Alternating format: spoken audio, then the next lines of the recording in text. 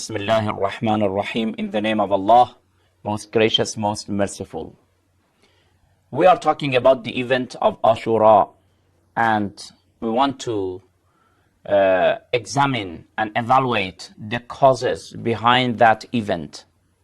Some of the causes were historical causes that we talked about it, and we said that how after the demise of the Holy Prophet of Islam, the Umayyad Caliphs came, and especially in the time of Yazid, son of Muawiyah, what type of crimes were being done. Now we want to know that Imam Hussain alayhi salam, why he did not submit to Yazid, did not pay allegiance to Yazid, and did not accept his caliphate, and he stood against the government of Yazid to the extent that he sacrificed his life. Why? What were the motives? What were the objectives of that movement, of that uprising? A lot of Orientalists, a lot of writers and thinkers have evaluated this event in the history, but from their own point of view. And this is why that sometimes they have gone astray, and they have misled their readers and their followers. If we want exactly to know that what were the objectives of that movement, it is better to ask Imam Hussain himself. How? By quoting his sayings, by studying exactly and deeply what he said during his movement. From his own sayings, we can deduce the objectives and the aims of his uprising. The first motive of Imam Hussain alayhi salam was to revive Islam, to save Islam from a lot of inventions, from all misleadings, from the misunderstandings by the people. Imam Hussain alayhi salam wanted to revive Islam, to present Islam as it was presented by his grandfather, Prophet Muhammad sallallahu alayhi wa sallam. Of course, it was very difficult. Of course, such type of aim and objective needs sacrificing of life. Such type of movements have a lot of difficulties.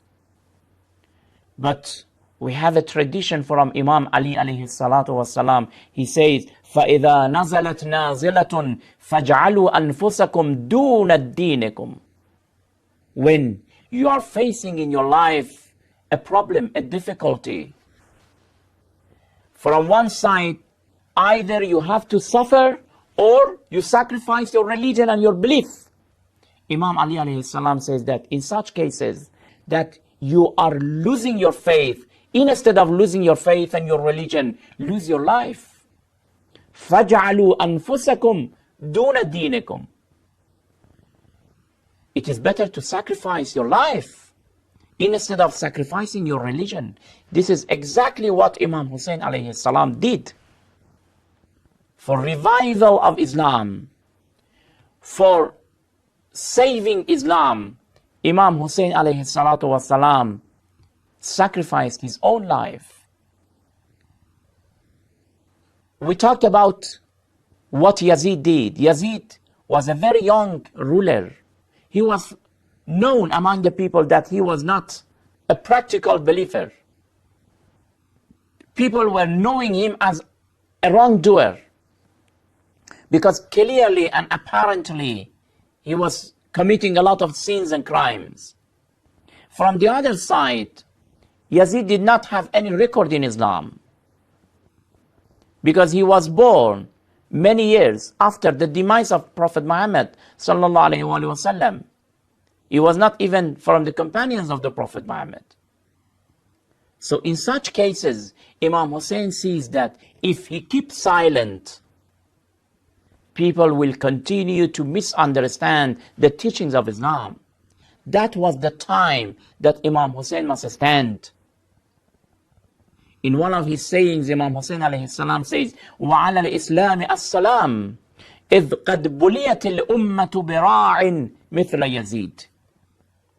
If Islam must have a ruler like Yazid, then we have to say goodbye to that Islam, to that religion.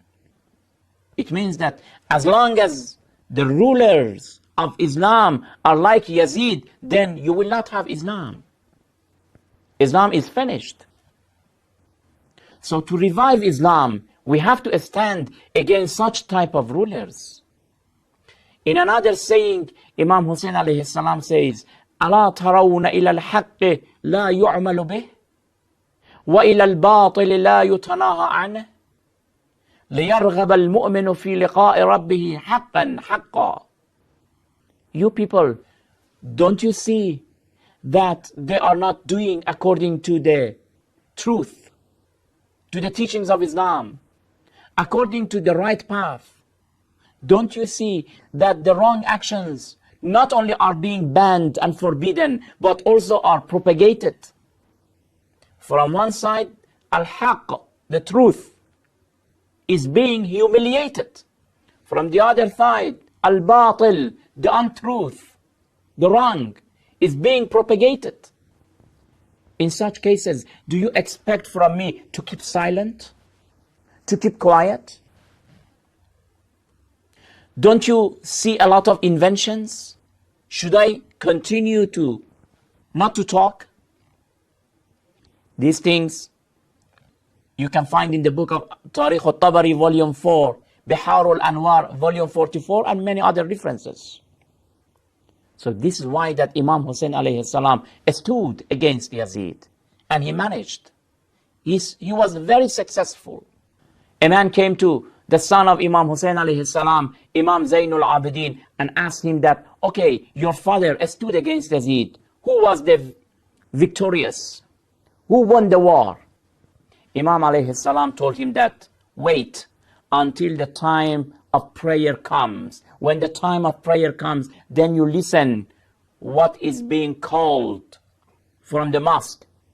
When the time of adhan comes, what does al-mu'adhin say? He says, Allahu Akbar, Allahu Akbar, Allahu Akbar, Allahu Akbar, Ashhadu an la ilaha illallah, Ashhadu an la ilaha illallah, Ashhadu anna Muhammadan Rasulullah.